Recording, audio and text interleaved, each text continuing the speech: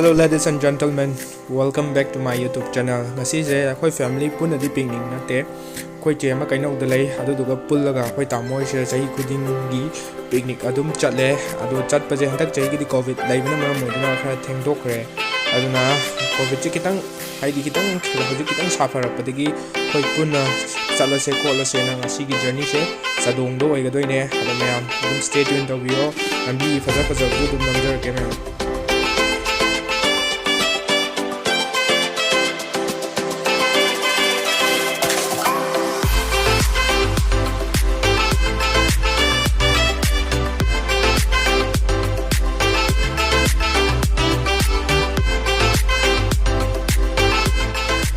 Koi se keno ke sampai ke traffic alin no adu 5 minutes kuma mang re di traffic jam to kena matam maram mo jena koi yukha ju thindok ne lak pa se adu koi samen thong chalaga pot ma law ni adu duga somda dum kap kani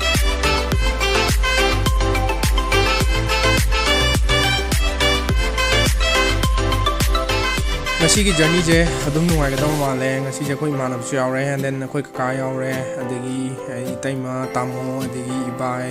adi di che masa sing dum yaw re nuai ga dam male adum yam ambi chasana mate mate dum nam jara ke koi lam lai he la ba lam lai yo ba yo ba lambi hajan ba am lai ba sonne hajan doi ne ba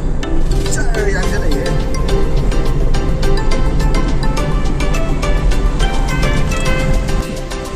không mà lại môi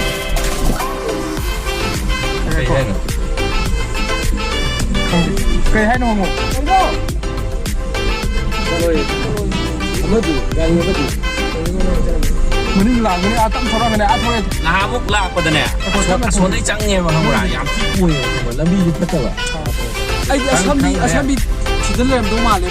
chỉ làm sang mà nè mà chỉ làm đi phải làm được phát đi chỉ làm đi phải làm được yang wali ye microphone num dulu Freddy ya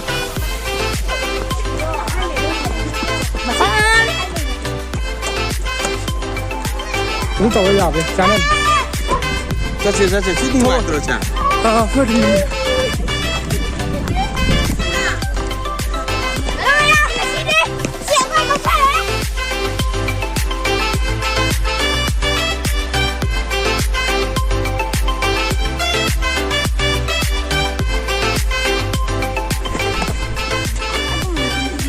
mua lên rồi, dạ đây, nằm con được, không phải người ta không mang rồi, cái thua này nhá, cái thua đi rồi, sang ăn rồi mà, sang bây giờ restricted zone में visa ना,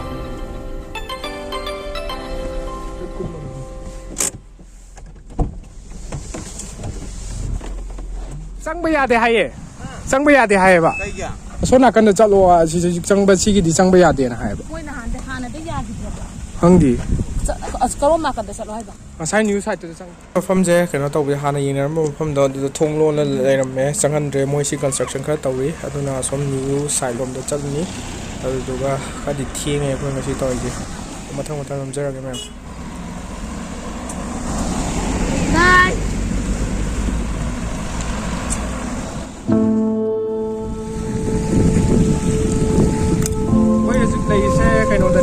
Chadong village like do lag ne khoi family wena picnic lag ne ado lambi je hana khoi hana Chadong gi leram ba jaga idi yengom jaga le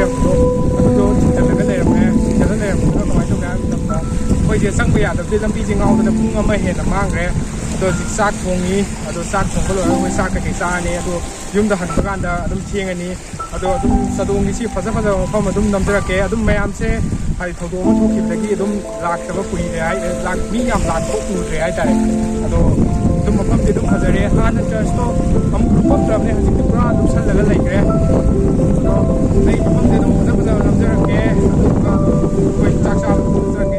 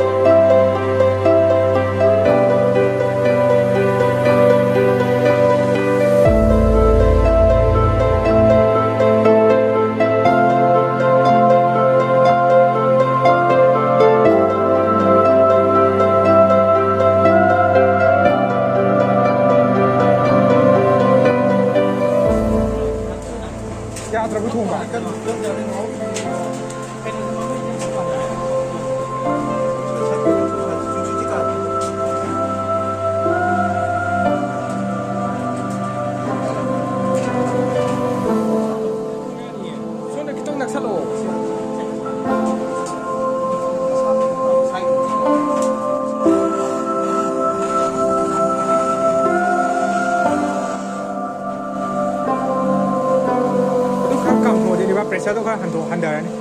ꯍꯥꯏꯗꯤ ꯀꯩꯅꯣꯗꯣ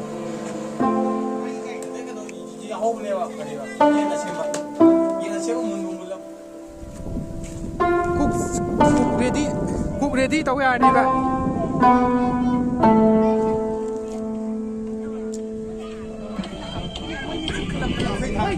ꯑꯩ ꯇꯧꯕꯁꯤ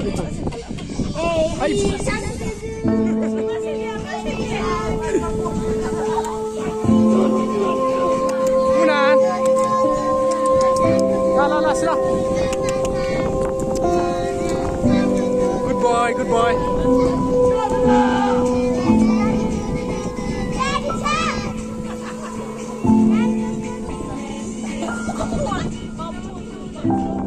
asi ai hore tuong ta le di ka bonde si tuong ba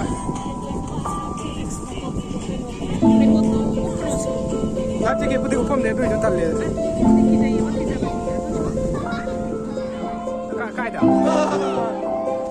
kai sa choi no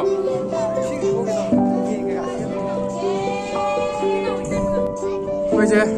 sinh chế lỗi này sai thì cái nó tẩu ra thì thay vì còn tẩu đi à cái tẩu sinh chế lỗi à cái mà thắc chỉ cái là cái số gạo riêng chứ cái mà nung cái ấy làm mà kun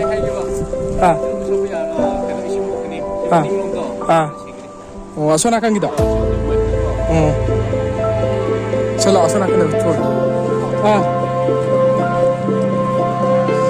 이제 신제 cái nó tàu đây. Thiên là rồi làm video không được bên cái thì cái nó là bám sát hai em tàu là gì? Tại cái phong cái lối xe cái ta đây đó. Rồi sẽ đây là sẽ.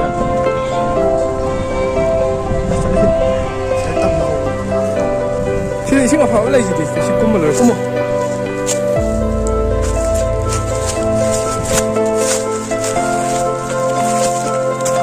tâm chi này thì nó thì hết nó thì phải đi kia rồi nhà ta phải đi số quả bút thở tâm trọng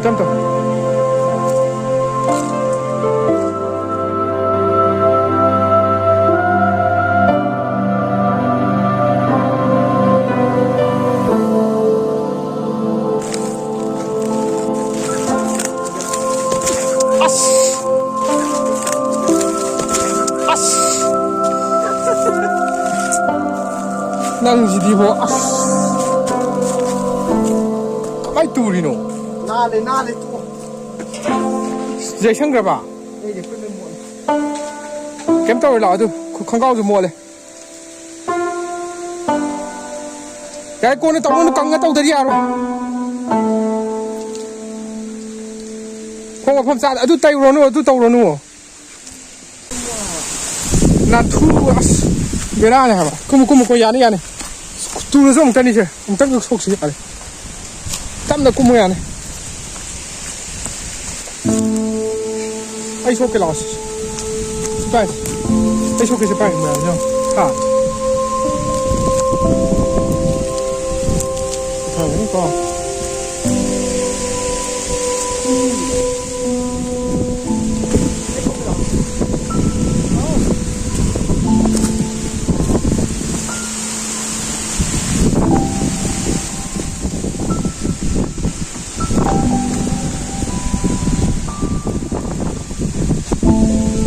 mấy thằng tôi mà lên 파리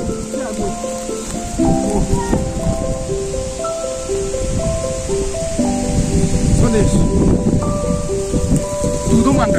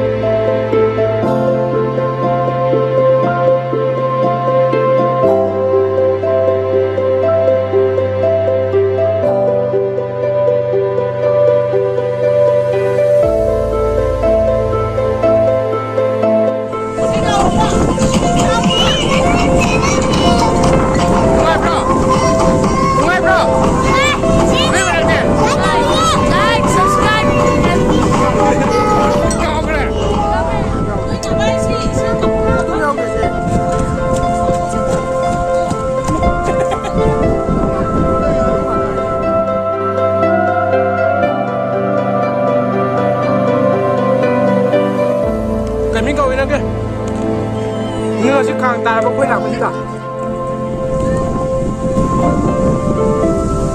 sida yen che mong da ne do ya cha kai no sai je ho kai no sai ja kai no kai no sai ja ai ro ma mo ki te chike ko shi phom yam na na ye shi je Chadong so nakan gi ada na church to le ye du ba si ma phom je dum lu si ti lo ya roi bi da ba jana sit le lo chak chana ba je ka no to ni na si sit ni ne yam nuai bi oi je to si la pak si di yeng ba da yam thi na pi le ai da so me sa re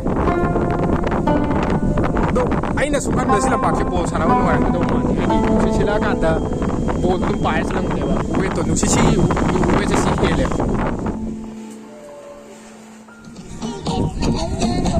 khoi cái nó to mà nè khoi giờ xuống lang này nè khoi bãi cục tôm tây nhiều cái mèo cầm cái phim tây làm tôi nó có tôi nó rồi khoi chỉ xuống lang này nè tôi giờ ngài cái udah cái vậy hiện tại chỉ có cái mà cần đi săn tây này kìa cái mà thiên ông ta hay rồi mà xí cái mà thiên gì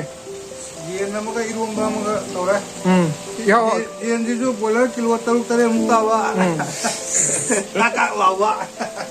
bồi lấy mà xí ra là thằng cái này có khoi gì bồi lấy làm giọt tàu làm mà xí ra còn nó rồi ra nè yên kilo tàu đi pan đi sáng đi tàu bị tắc nè khang ông tăng sẵn nó vào thùng này khang gió ông tăng bị tắc nó thùng này đây chỉ là cái làm thôi vậy ngô luôn thôi cái tàu đấy răng phim gì hả cái nó rất là đấy cha bây giờ cái tàu đấy mà hi thì thà rồi coi gì cái gì thì mà hi thắc thì bị căng thằng nó cái tàu này cái nó tàu này xa này nát đi dùng dầu được thiên cái này mà cái coi gì xây program một thằng tàu này cảm ơn tôi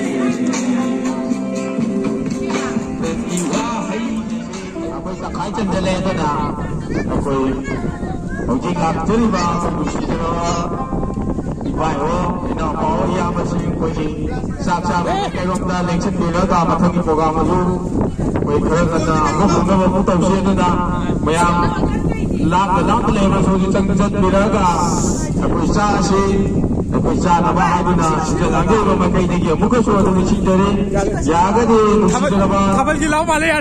Abang jatuh ni sih. Bunga ya deh. Bagi situ nak makan makan kat tu ni. Koi gì cái nó tàu đây, mình chút ta sẽ là cái tàu thiên là lạc bagi, rồi trái phết trái ra cái, koi ngắm mu entertain tàu ra cái, mắm thiên cái nó tàu bagi, han bagi pram mắm cái han đâu mà lấy, hồi yum đó pung teruk ada mu ta đâu mà lấy, rồi ngak chak char ni, rồi chak char rồi cái,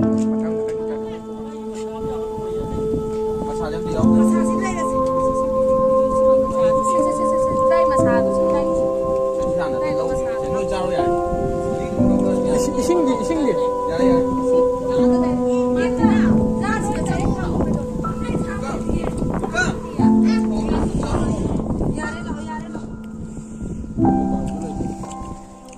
Ra cái máy tụi em tay, nuôi xài cùng mình ra cái máy tụi em tay với chị. Ra cái máy tụi kìa.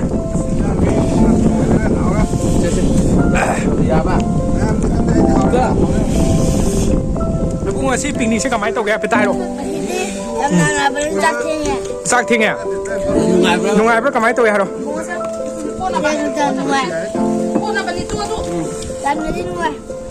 Tao chạy ra cái máy tụi em tay rồi, tao sao?